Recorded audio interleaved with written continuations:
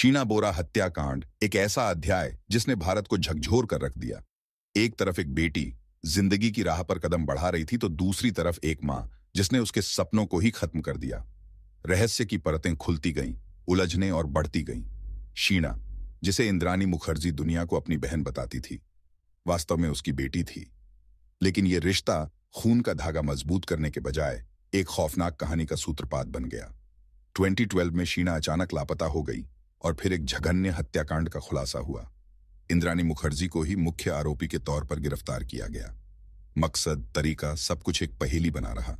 क्या यह सिर्फ एक मां और बेटी के रिश्ते की जटिलता थी या कुछ और काला सच छिपा था? जवाब आज भी अनकहे ही हैं, बस सवालों का लंबा सिलसिला बाकी है।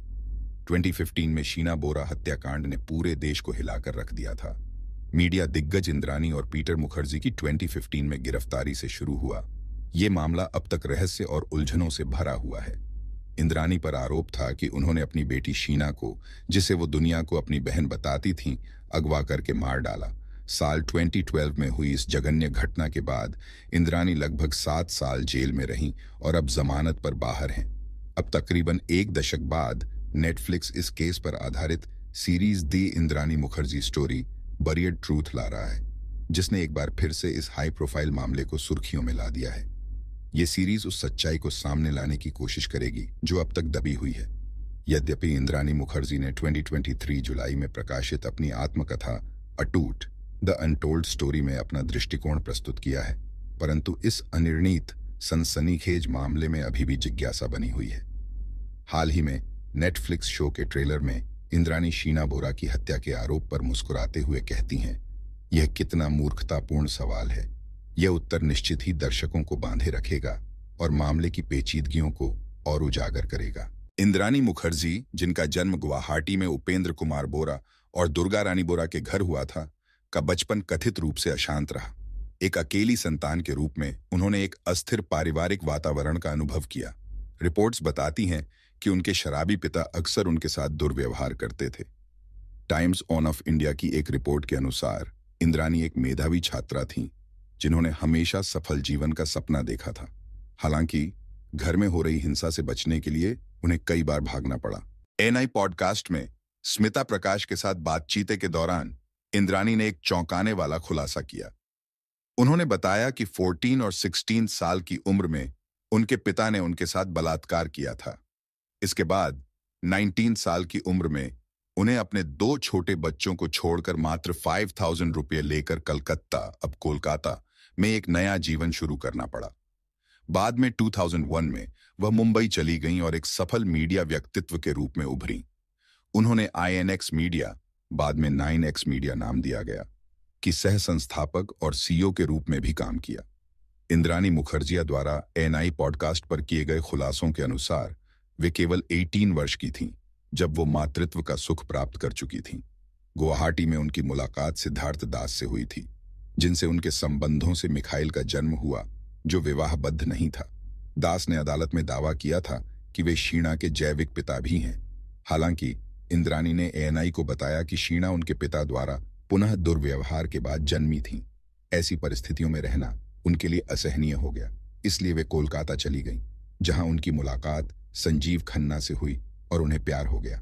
इस दौरान इंद्रानी ने दावा किया कि उनके माता पिता ने उन बच्चों को गोद लिया था जिन्हें वे उनके पास छोड़ गई थीं। उन्होंने स्वयं भी मिखाइल और शीना के साथ कभी नहीं रहीं, इसलिए उन्हें भी उन बच्चों की मां के रूप में कभी स्वीकार नहीं किया। चूंकि उनके माता पिता ने उन्हें गोद लिया था, इसलिए इंद्रानी का कहना था कि वे उनके भाई बहन ही थे, जैसा कि उन्होंने ANI को बताया। बाद में इंद्रानी ने संजीव खन्ना से विवाह किया और उनकी एक बेटी विधि हुई। हालांकि खन्ना के साथ भी उनका रिश्ता ज्यादा चल नहीं सका और दोनों अलग हो गए। इसके बाद इंद्रानी मुंबई चली गईं और अपना करियर बनाया। खन्ना से तलाक के बाद उन्होंने नवंबर 2002 में मीडिया दिग्गज स्टार इंडिया के पूर्व मालिक पीटर मुखर्जिया से शादी की। बाद में पीटर ने इंद्रानी की बेटी विधि को गोद लिया और उसने मुखर्जिया नाम ले लिया। इंद्रानी ने दावा किया कि 2005 में शीना को उनकी असली मां होने का पता चला और उनके साथ रहकर रिश्ता मजबूत करने के लिए वो मुंबई आ गईं। इंद्रानी के अनुसार शीना उनके साथ लगभग 3 साल तक रहीं और इस दौरान उनकी अच्छी बॉन्डिंग बनी। मीडिया रिपोर्ट्स के मुताबिक यही वो समय था जब शीना का रिश्ता राहुल मुखर्जिया से बनना शुरू हुआ था, जो पीटर के बेटे और उनके पिछले विवाह से थे। दोनों कथित तौर पर पीटर और इंद्रानी से अलग रहकर साथ रह रहे थे। अपनी आत्मकथा में इंद्रानी ने शीना के साथ अपने रिश्ते के बारे में काफी कुछ लिखा है। उन्होंने बताया कि वे दोनों देखने में ही नहीं, बल्कि खाने पीने की पसंद, आत्मा, पीड़ा और हौसले में भी एक जैसी थीं। किताब में यह भी बताया गया है कि उनका रिश्ता माँ बेटी जैसा पारंपरिक रिश्ता नहीं था, बल्कि समय के साथ और मजबूत होता गया। इंद्रानी अपनी किताब में लिखती हैं, मुझे यह सही मायने में समझ आया कि शीना कैसी है जब वो करीब 15 साल की थी। तब से ही हम सहेलियों की तरह एक दूसरे से जुड़ गए। शीना मेरे माता पिता के साथ पली बढ़ी, इसलिए उन्हें ही वो अपना माता पिता मानती थी। उसे मेरे साथ एक भाई बहन वाला रिश्ता था। 21 साल की बेटी को पालना आसान नहीं होता, ये मुझे बाद में समझ आया। जैसे ही मैंने चिल्मा बनना छोड़ा और सख्ती दिखाई, सब बदल गया। वो मेरी लाडली थी, जिसकी कोई गलती नहीं हो सकती थी।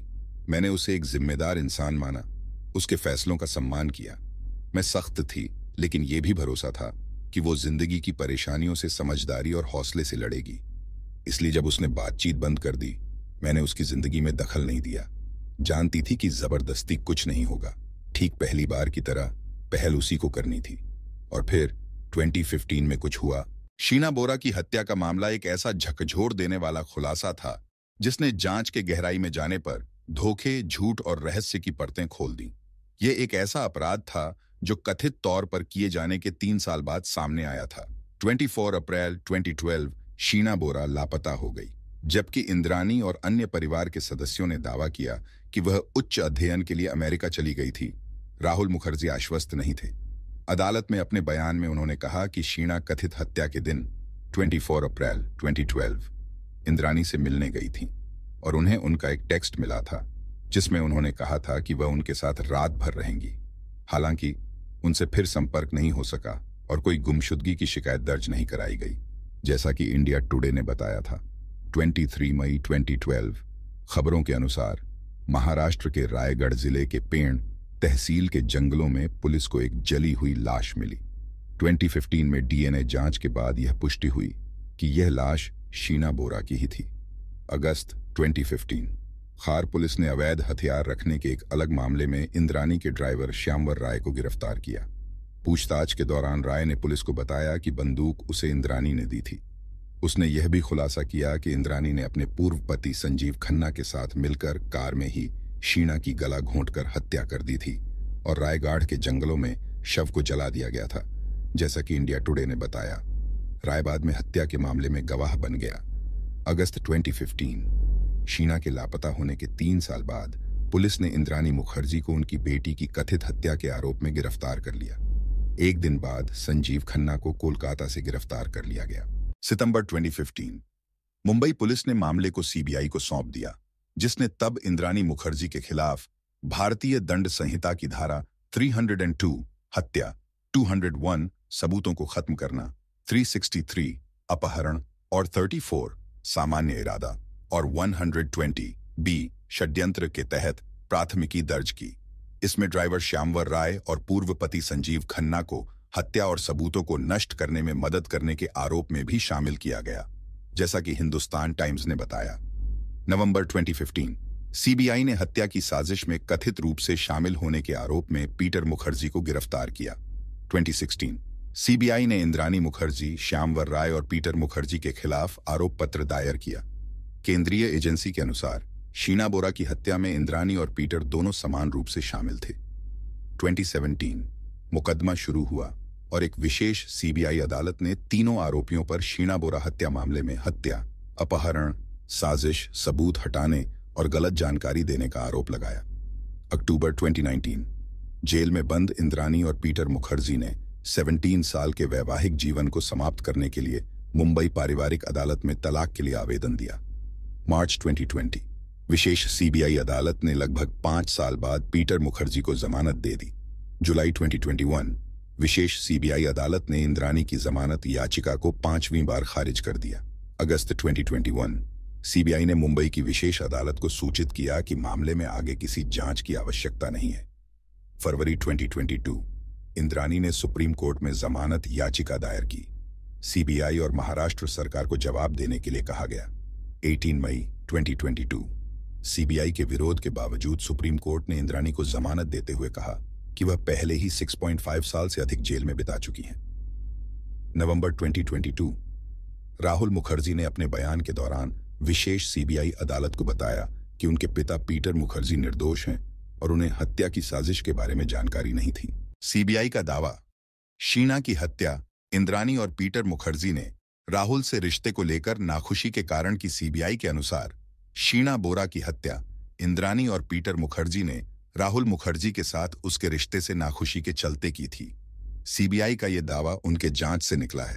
शीना और राहुल की मुलाकात 2008 में राहुल के भारत दौरे के दौरान ही हो गई थी। राहुल ने पुलिस को बताया कि इंद्राणी ने शीना को उनकी बहन के रूप में परिचित करवाया था, बेटी के रूप में नहीं। बाद में शीना ने राहुल को बताया कि वह इंद्राणी की बेटी है। इसके बावजूद 2011 में दोनों की सगाई हो गई, जैसा कि एनडीटीवी ने बताया। खार पुलिस की जांच के अनुसार सगाई के बाद ही जनवरी 2012 के आसपास शीना को मारने की साजिश रची गई थी, जैसा कि टाइम्स ऑन ऑफ इंडिया ने बताया। हत्या के बाद इंद्राणी लंदन चली गईं और लगभग 3 साल तक वहीं रहीं। 2015 में न्यूज एजेंसी पीटीआई ने एक अज्ञात सीबीआई अधिकारी का हवाला देते हुए बताया कि शीना बोरा लगातार अपनी मां इंद्राणी को मुंबई में घर दिलाने के लिए ब्लैकमेल कर रही थी। रिपोर्ट के अनुसार शीना इस बात से भी नाराज थी कि पीटर मुखर्जी ने इंद्राणी द्वारा उसे उपहार में दिया गया फ्लैट बेच दिया, भले ही वह अभी तक उसके नाम पर ट्रांसफर नहीं हुआ था। अफसर ने कहा कि शीना कथित तौर पर इंद्राणी को दुनिया को यह बताकर बेइज्जत करने की धमकी दे रही थी कि वह उनकी बहन नहीं बल्कि बेटी है। रिपोर्ट में कहा गया है कि इंद्राणी लगातार ब्लैकमेल से तंग आ चुकी थी और अपनी मृत्यु के बाद सभी संपत्ति विधि को सौंपने के लिए वसीयत भी बना चुकी थी। रिपोर्ट के अनुसार इन सभी कारकों के साथ साथ राहुल मुखर्जी के साथ शीना के रिश्ते ने ही हत्या की साजिश को जन्म दिया। शीना बोरा हत्याकांड के महत्वपूर्ण गवाह राहुल मुखर्जी ने 2015 में पुलिस को और 2022 में अदालत को बताया कि जिस दिन शीना गायब हुई, उसने उसे ऑफिस से बांद्रा के एक तय स्थान पर इंद्राणी से मिलने के लिए छोड़ा था, जो पहले से ही कार में इंतजार कर रही थी। मीडिया रिपोर्टों के अनुसार उन्होंने कहा कि श्यामवर राय कार चला रहे थे और अंदर एक और व्यक्ति था जिसे वह नहीं जानता था। एनडीटीवी की एक रिपोर्ट में कहा गया है कि यह शख्स बाद में संजीव खन्ना निकला। राहुल ने पुलिस को बताया कि शीना कभी घर नहीं लौटी। उन्होंने यह भी कहा कि उसने उनके फोन नहीं उठाए और टेक्स्ट संदेश भेजे कि वह डिनर का आनंद ले रही है और रात को अपनी मां के साथ बिताना चाहती है। अगले दिन भी शीना वापस नहीं आई। राहुल ने बताया कि जब उसने उसे फोन करने की कोशिश की तो उसने स्पष्ट संदेश भेजे कि वह अपना रिश्ता खत्म करना चाहती है क्योंकि उसे कोई और मिल गया है, मीडिया रिपोर्टों में कहा गया है। राहुल ने उसे उसके ऑफिस में संपर्क करने की कोशिश की, केवल यह जानने के लिए कि वह वहां भी नहीं गई थी। रिपोर्टों के अनुसार इंद्राणी से शीना के ठिकाने के बारे में कोई ठोस जवाब नहीं मिलने पर राहुल ने पुलिस के पास लापता व्यक्ति की रिपोर्ट दर्ज कराने के लिए गया, लेकिन पुलिस ने उसकी शिकायत यह कहकर नहीं ली कि शीना एक वयस्क है और अपनी मर्जी से बाहर गई होगी। पुलिस को बयान देते हुए राहुल ने पूरी कहानी पर शक जाहिर किया, मगर शीना के परिवार वालों ने जोर देकर कहा कि वो अमेरिका में खुशहाल जिंदगी जी रही है, जैसा कि एनडीटीवी ने बताया।